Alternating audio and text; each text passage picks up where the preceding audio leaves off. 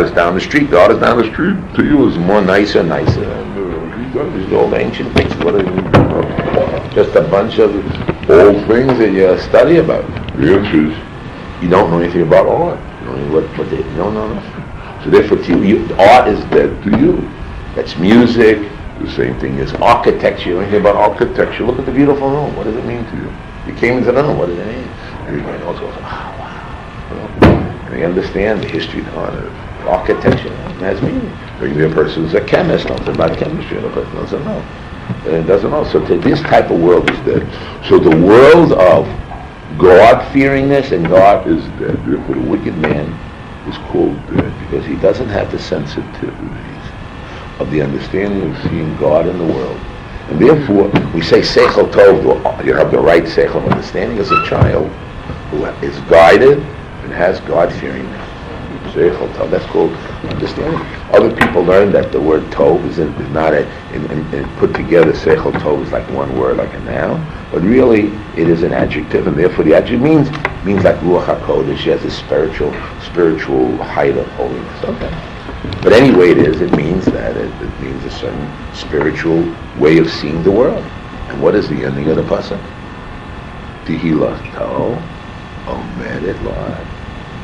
That, like when I say that lives forever, so to speak. Omed et la'ad means lives forever, or true value. This praise of this person who has it has true value and lives forever. It's a praise that lives forever. Not today you're pretty and tomorrow you got wrinkles, or today you have the dress that looks nice, tomorrow not. You know what I mean? It's not a mode of things that come and go. It's a lasting thing, and we know the end of Kehelis. What's the end of Kehelis? The end of Kehelis is that the main thing is God-fearingness. And a woman of worth is a woman that has God-fearingness. So that's an essential quality. So you want to teach your child when he gets up in the morning, so you should have a Seichel Tov, right? To get right your child. Everybody's supposed to say Modani, right? Even women say Modani, say Reishus Chacham, right? Not only the boys, the girls also. So that means you're now programming yourself also to have the Seichel Tov and Tilo Samet in order to continue.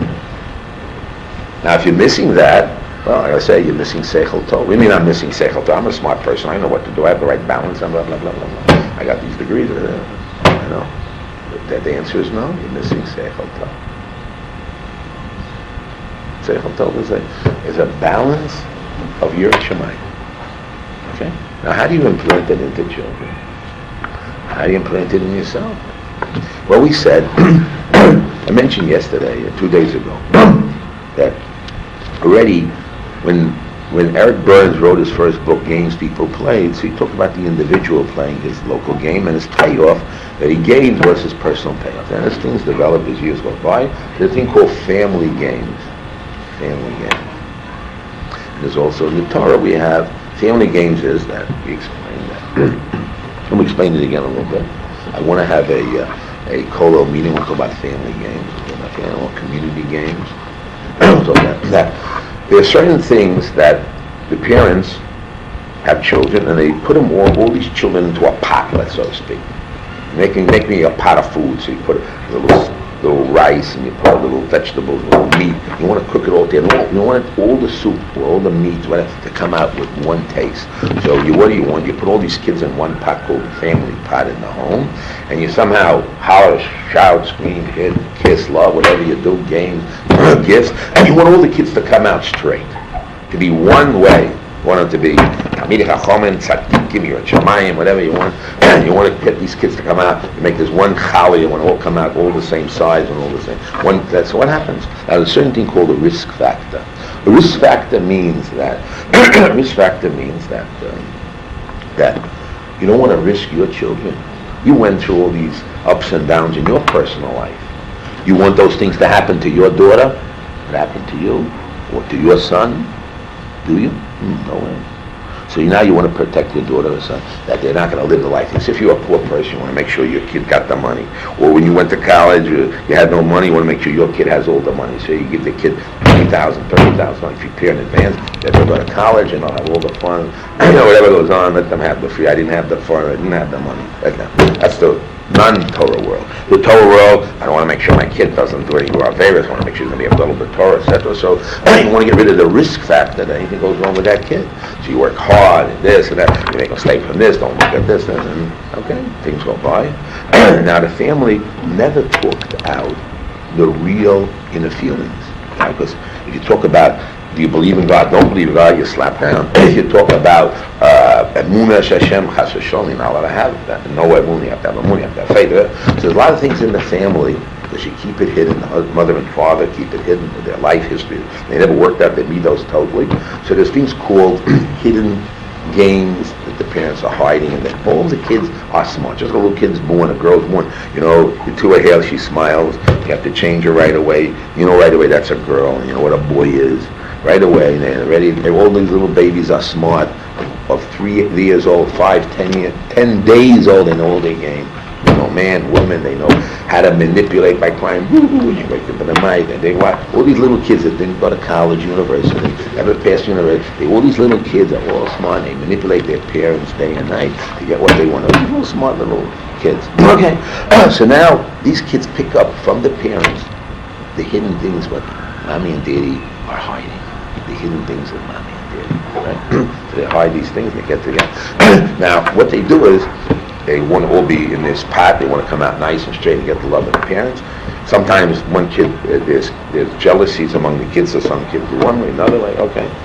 Now, if there's something, these hidden feelings that they're hiding, the parents are hiding from the risk factor, so we call, those bad Arabs, or the Shiggatsim, or the non-religious, or they knock down this, whatever they game, or the other way around.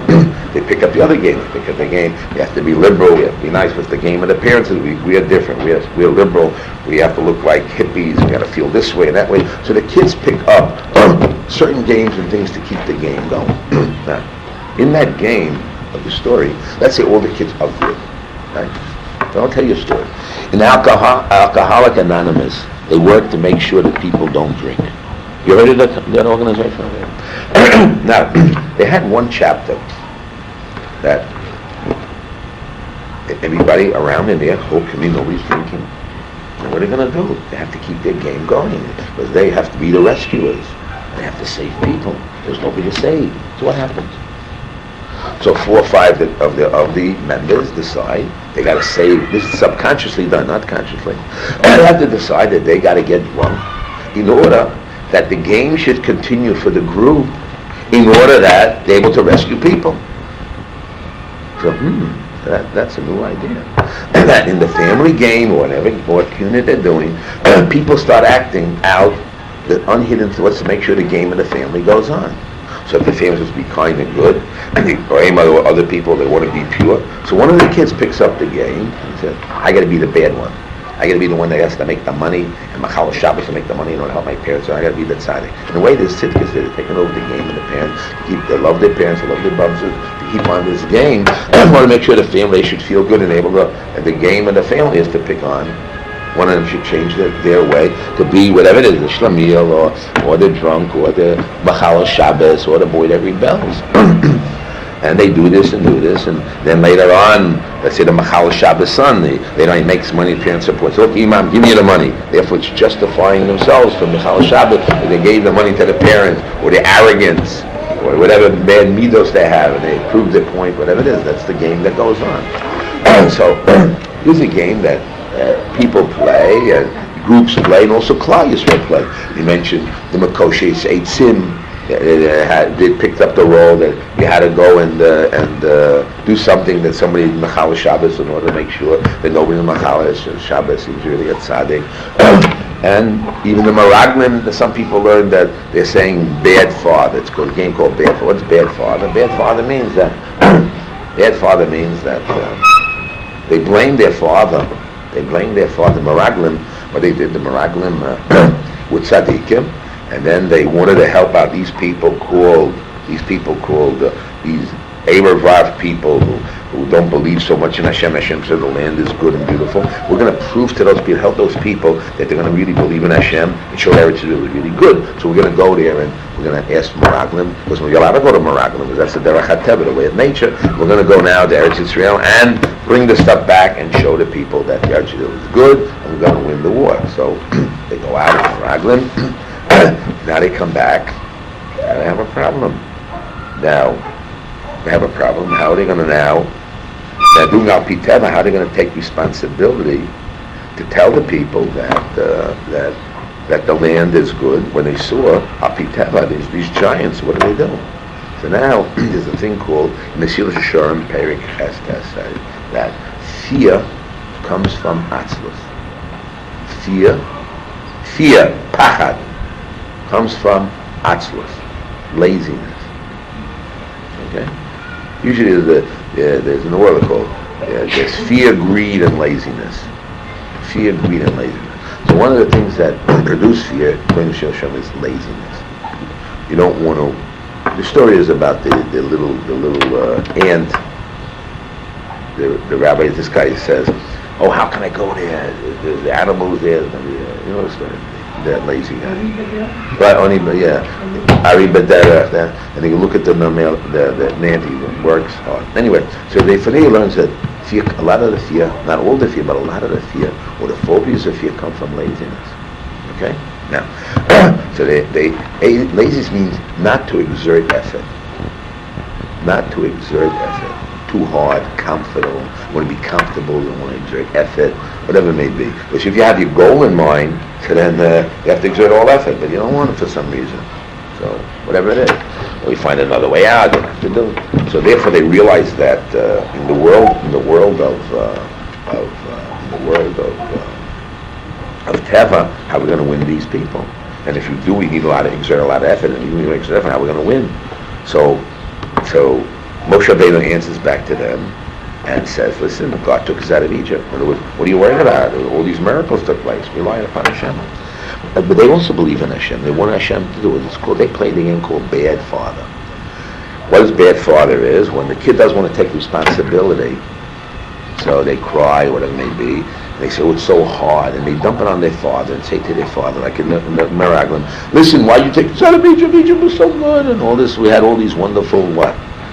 We had the onions, and we had the squash, and they just said steaks, and they said pizza pies. I don't know what they had. Okay, I want to go back, but squash and onions and all these type of things. So the answer was, what they're really saying is, Abba, Father, you're not a good father. And what do they want the father to be, to rescue and say, okay, my son, if you dump guilt on your father, so your father and mother feel bad, and the kid, you feel you're not a good mother and you're not a good, so what do? You double back and you work harder to have the kids. So, and they expect, and the kids don't have the responsibility, and they're lazy, don't have the full responsibility, and the father will say, don't worry, I will come and save you and take care of you, I'll bring you into Eretz Yisrael and I'll do the miracles for you. But God cut the game there. He said, no way. Why? Because that night they began to cry. And when a child or any person feels helpless, depressed and down, is like dead, D-E-A-D. That's called Churban, destruction. Therefore, that night when they cried, the Tisha B'Av came and all the bad things came to us. Because what are you supposed to do? No matter how bad the situation, you have to have hope, and you have to know that everything is in the hands of Hashem, and God will take care of whatever's supposed to be. That's when we get down and out in any situation. Any situation has to be down. So therefore, those who get down and out is like dead. Dead is crying. And therefore, the destruction of the temple happened at that time, the same time, Tisha B'Av. Why? Because dead. You don't believe in God. So they played this game called Bad Father. We're helpless. They didn't want to take responsibility with all kinds of fears. And then in the course of that, God didn't play the game called Bad Father. He just destroyed them, got rid of them. God doesn't want dead meat. He wants live things. He wants live meat and live things. Okay. So now we get back again to. So we have the game called. I just want to show you an example called there's in the units. Oh, that's what I gotta tell you. So then the Meraglim came, and the Meraglim, what did Meraglim do? Meraglim changed their position, like the same thing with the alcoholics. And instead of being the ones who are supposed to save these people, they became themselves these other people they're trying to save. They switched roles because they felt laziness, they felt fear. They switched roles from being the leaders of helping Klal Yisrael, helping those poor. They became those poor people themselves. They became again the alcoholic. They became like those Erev Rav. We can't move. We're out of the picture. God help us, save us. We cried. Okay. What's the proof? Is afterwards God hollered, shouted. Everybody's shaped up right away, and off they went to back into their original position. Anyway, so we have a thing called the unit of the family, the unit of Klal Yisrael. Okay. Now, so the kids pick up from the parents all these scripts, all these type of things. So therefore, it's the job of the parents to see the kids when they're in trouble, whatever it may be, to realize that they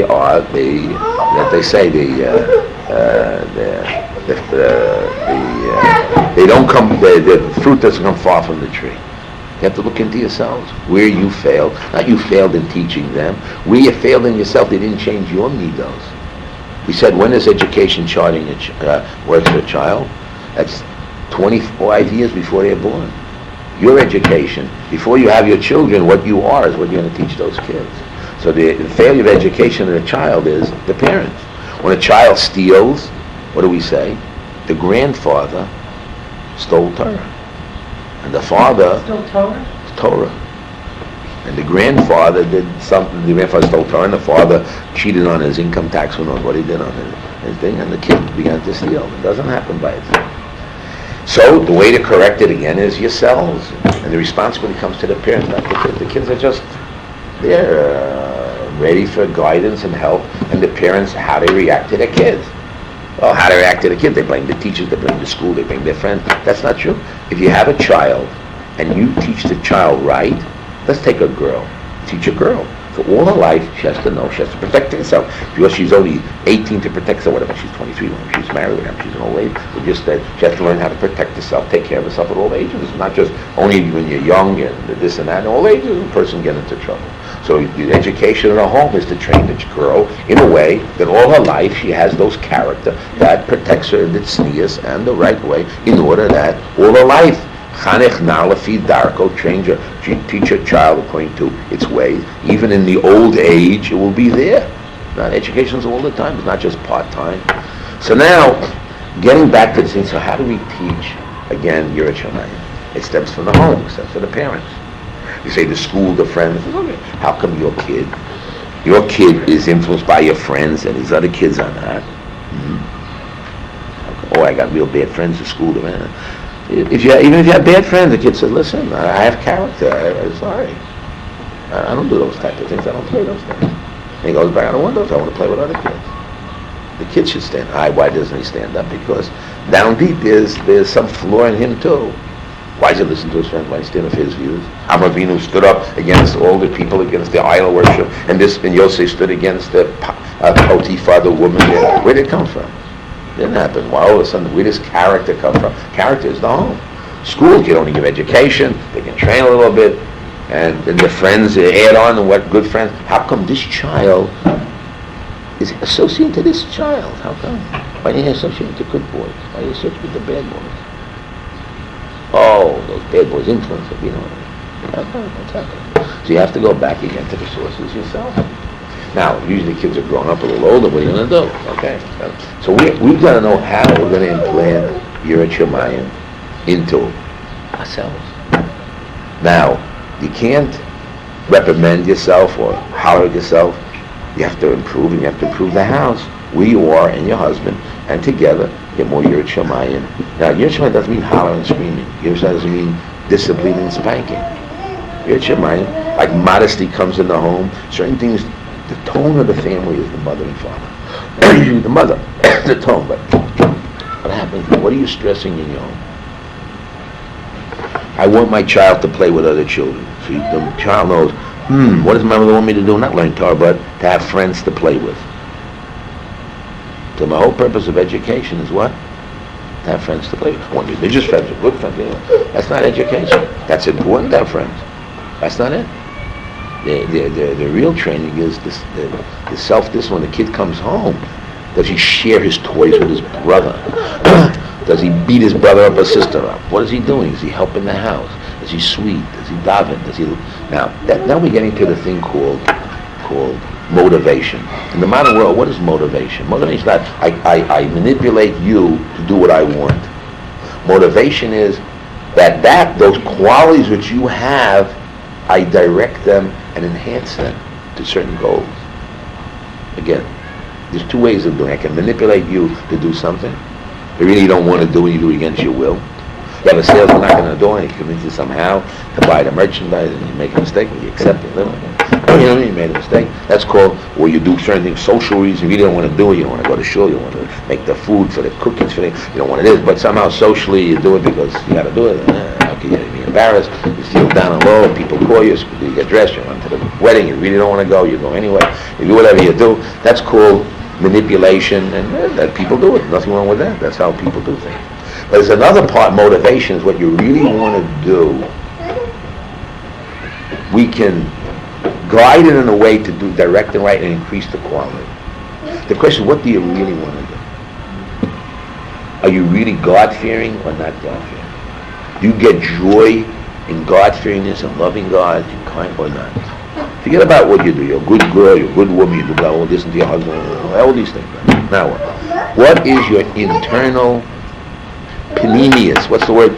Everybody. Panemius. You're inside Yirat Shamayim. Panemius Yirat Shamayim. What's your internal God-fearing? Where are you holding? And that's only true to yourself and true to God. All this is outside. This is where it starts. And if you don't have it, you got to work quickly to get it. You got to find out ways. Everybody has something in some degree. Nobody is totally in the street. Nobody's, I'm not God-fearing. Come on, the Rabbi thinks you're in no way. But there's different degrees of God-fearingness and different, also, not only degrees, even qualitative differences. The question, what is your opinion is, how do you get it? I have an article here. It's a little too late. I didn't have time to photostat it. But maybe next week we'll photostat it and you read it. How do we search for the panemius in ourselves or Yirat Shamayim? In our children. How do we get panemius in our children to be good? Or Abbas Hashem, or Yirat Shamayim? How do we get kids to be, who don't like to help in the house, to enjoy doing chesed? Kids who are schwitzers, how do we get them to not to? How do we get kids to really want to do what the Torah says? Chesed, kindness. Now, we're not talking about weak character, that certain girls and boys are weak by nature if they're kind. We're talking about kindness because it's really part of their personality. They love to do it because they know it's the right thing from Hashem. And they enjoy it. Not because of weakness of character. And not learning because they're running away from the world, or they're learning because they're getting rewards from Abba and Ima. Now, Abba, when I learn Torah, and I'll be a Rosh Yeshiva, and I'll get married, well, I get those 5 keys from the girl that I get married to. The house, the car, so what is he running for? He's running for comforts, for pleasure. Oh, but I need those things to learn. You have to learn. Is that what you're doing? Or is it a cause, or is it a means? What is it? Don't let, this is a real serious problem. Now we're facing these problems because, whatever reason, the Yeshiva, I'm going to be speaking in the Yeshiva, because a lot of interesting things happen over there. Recently, can't always talk it publicly, but we're going to have a meeting, have to have behind doors even. Can't invite everybody to the meeting there in the Yeshiva. You're sure they're not going to invite cats, that's for sure. Although he's in the Yeshiva, you have to accept him, he helps out, he's a good person down there, but you have to watch out. Whatever. You have to know. The doors are open. We're going to talk tonight. I can't do it. I was going to do it tonight because of a PTA meeting. Maybe tomorrow night or the other night. I must do it. I must sit down. We got to talk how to qualitatively change the issue. There's a change now of Esther's going out. The other person has to come out of who yet. We have 2-3 possibilities, and we have to change the nature. What do I really want to change is one basic thing. The parents must take responsibility for their kids. If they damage, the parent has to pay. You can't say, well, halachically, no. The parent's going to have to pay. Well, you got to get the kids to change. The parents have to take responsibility for their kids. Everywhere up and down. They can't have it hanging on you. And in many other ways. And we have to open our doors, other people to come. We're a closed community, we got to open the doors. We take away, okay, it's not a hard problem. We got to open the door. If we don't open doors, the forces around us are too strong. If we were really Yirat Shamayim, and if we were really opposites, and we really know that way, so then all these things would never happen. But because those things are things we like to do or want to do, but somehow we never get around to do all those things. So therefore, since we're not totally Yirat Shamayim, therefore the forces around us force us, which God spanks us and hurts us in many ways. So to change internally is not so simple. So we have to change externally a little bit too. This is the real story that's happening. And we got it, whatever goes, whatever's in and out. Anyway, I talked a little bit. I wanted to give you this sheet here. I have from how to work on the pnimius of yours. Think about it. Maybe next week you'll have answers for me. Pnimius of Abba Hashem. Some eitzes and tachbulos that you have done. Like it says in Mishnah. Let's go back to Mishnah. Now, we believe in education. Education means we can teach people to learn from other people's mistakes. We can learn what to do to right and make people change. Because the end of wisdom of Gemara and Torah is what? Tshuva, that means change, growth, and Ma'aseh Torah, good deeds. That's the end of wisdom. The end of wisdom is not smart, and a Rosh Yeshiva, and a Goy, and writing books. That's not the end of Torah. The end of Torah is what? Tshuva and Ma'aseh means growth. And so what does it say in Mishnah? I want to read it again to you. Torah has to make changes. If you're doing it right, you must have changes in your children and yourself.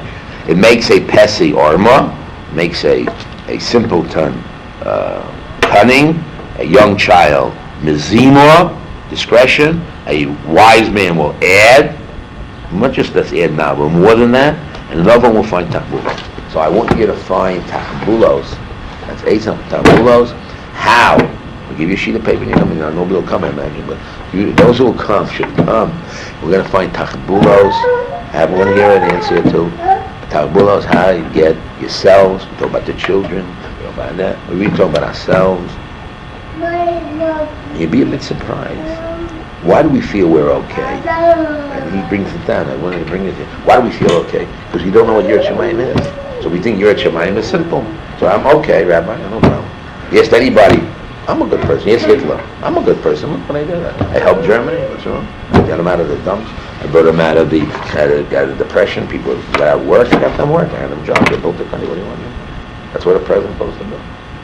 He feels I'm okay. Nobody feels he's bad. I'm okay, but a few little details. So Yirat Shamayim is the same way. I'm okay, Yirat Shamayim, I believe it. But if you're really Yirat Shamayim, you know how far you are from Yirat Shamayim. If you're really Yirat Shamayim, you know how far you are. That's right. And that's the answer. That's the whole story. Okay, ladies, I gotta go. Yes? When a person is a true Yirat Shamayim, to whatever degree it is, when they get angry or nervous, the times that people get nervous and like negative things come out, which, is that really who they are? Because sometimes you can feel down, I got upset and so really let's say ugly things. But then I don't, but is that, so you say, that's mostly who I really am. But is that really who the person, it's both, right? Okay, we discussed that by Abraham. I really got to go, but I'll tell you. It says Abraham was tested. 10 tests. But it's the Medrash. No, this is Medrash Rabbah. It says Abraham was tested 10 tests. So they quote a pasuk in Tehillim 60. Get this pasuk in Tehillim 60. Let's get that pasuk. Tehillim 60. It says 60 pasuk 6. It says V'nasato l'reyecha neis lisnoseis v'nei kosher tzedek. Who has given a banner to those who fear thee, that it may be displayed because of the truth. Yeah. Thou hast given a banner to those who fear thee, and it may be displayed because of the church. God gives you a test to show who you want. When you make a statement and do something, you got to look and say, hey, that's me. Is that the same way? Or do an act, is that me? No, I can't. You look at it this side, you look at that side. That was a test. Now, when you say who's me, again, me is very, explain again, I'll explain it 1,000 times again. I give one example. I use the example because you don't have to go too far. I ask you, what is the quality of steel? You take a bullet, steel bounces. Bullet bounces. If you put steel, very hot conditions, it melts. Put steel below zero, it cracks like this. So what is the quality of steel?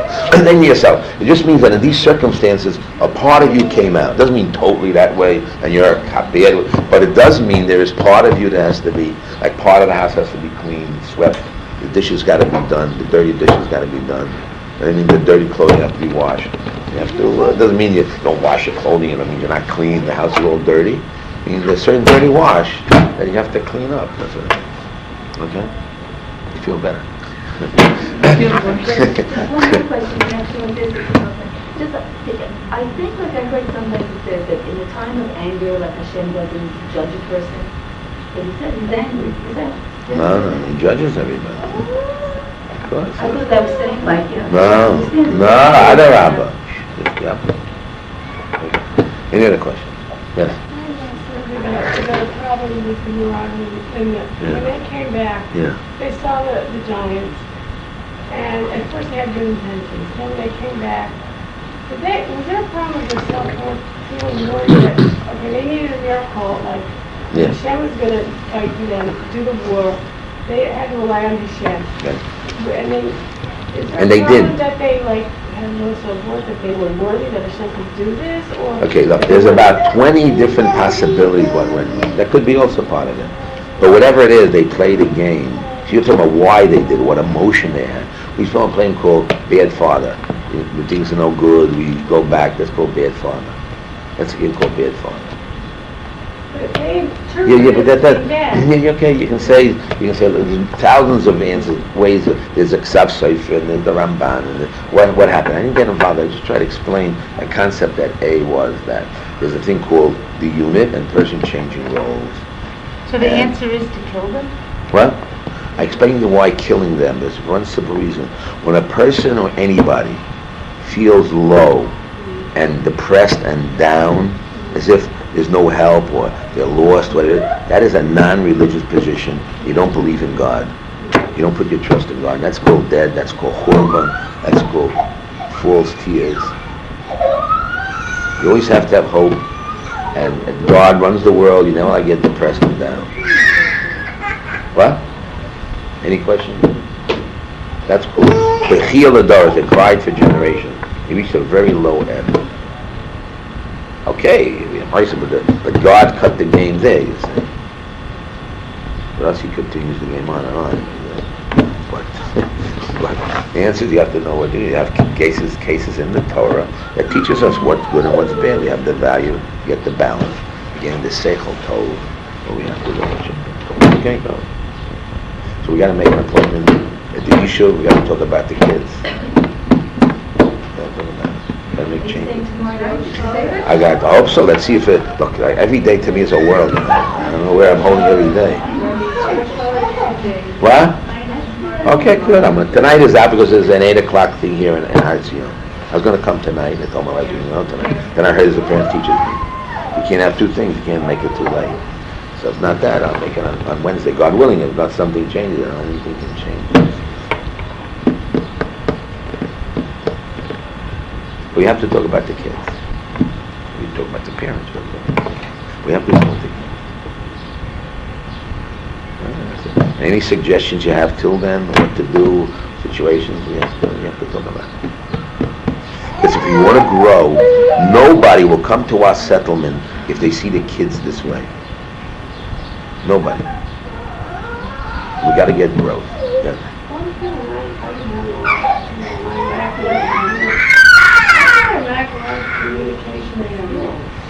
Communication what? Skills. And really, how do you have a good kids? Like, you have to spend a lot of time with them. Okay, I can talk about that. That I can teach you quickly. But I don't believe you're missing that. Maybe it's Educated girl from X university, such a family, blah, blah, blah. They don't teach that. Well, maybe it's the bottom line is the problem that you're trying. It's really the problem. So that's the real problem. The real problem is you have to sit down and decide, I want to communicate. That's my goal. You go back in your repertoire. How do you communicate? What does communication mean? How does a mother communicate? I always tell the story from my mother. She used to tell us stories. And we always thought she was making up another story, but so what? She always had a story for every occasion. And through the stories, we got the message. She told us stories about this and that. And with all our eyes, we always like my York story. We always like watching it. Applying to us, and that's it. You have family meetings. So your family meetings.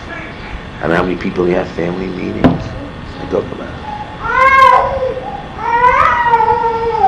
There needs communication. Communication is, I tell you 20 ways how to do it. You sit down, you have to talk to the kids. Some people joke around when they get something more serious. It depends how they do it.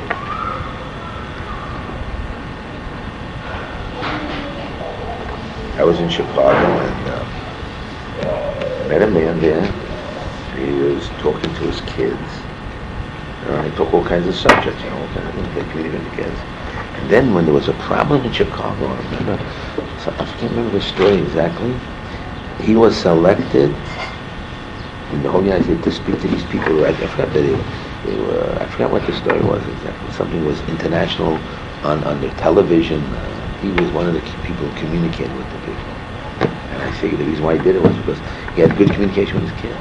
He was able to work it out. I forgot what they did wrong there. I forgot what the story was, but on the television. I never saw it, but I heard about it. But you have to have communication. You must communicate. Especially with your daughters. You must communicate with your daughters. Otherwise, what happens when they get older? What happens? It starts when young. You got to sit down and say, and what do you do to school tonight? What do you do? You have to listen, you have to be able to listen, you have to talk. You don't communicate, there's communication. And when there's some trouble, she has to be able open to talk to you about it, not hide it. She told her sisters, told her brothers, and when in school, you know nothing. She doesn't bring back the paper from the school. You don't know she was kicked out, and who knows what happened to the girl. You know. Yeah. I'm going to answer. So I'm going to answer. Listen. If God gave you those children, God gives you the time. How and what you have to figure out. And I told you a story 1,000 times, saying it again. It's quality time. I told the story of Mrs. Kaplan, Rebbetzin Kaplan, had 17, 18 children, and all the kids turned out okay. And this is Rebbetzin Kaplan, who was the one that built the Beis Yaakov in America. She's the one, was Chana Schneer's Talmidah, who came to America, and they started the Beis Yaakov in America. So I was bothered. I went to her husband and said, how do you take care of all those kids, you know what I mean? Okay. So he explained to me what he does. He says it's quality time. What is quality? On Shabbos, he would sit there in the base medrash, and all the kids would have a special time, say 10 minutes to talk no matter what. And when kids over time, the kids would be waiting to pull him out. A half a second over time. And he gave each kid time. They knew it had no time. He ran the Beis Yaakov, and he learned Torah, and his wife was busy. She was the head of the whole school. She influenced all of America. One of the most powerful women in the beginning of America, making from Canada, America. Rebbetzin Kaplan from Beis Yaakov. I've read the stories about it, but so I used to be involved with her kids, and it's called, what is it called? They have to find time for everybody, and you find a way. And all it is that 5 minutes, 10 minutes, whatever it is, that once a week, whatever you set up has to be exact. You can't cheat them. You'd be a bit surprised, no wonder. You need quality time. And then all these kids that come around you and push in, and if a visitor comes over, and he has breaks and he has to talk, out of line kids, or embarrassing moment kids.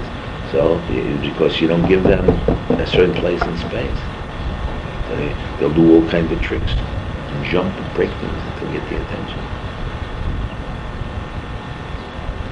not easy. I'm not going to say it's easy. And these games continue as they get older, at 18, 25, 35, 50. The same thing. Look at your games.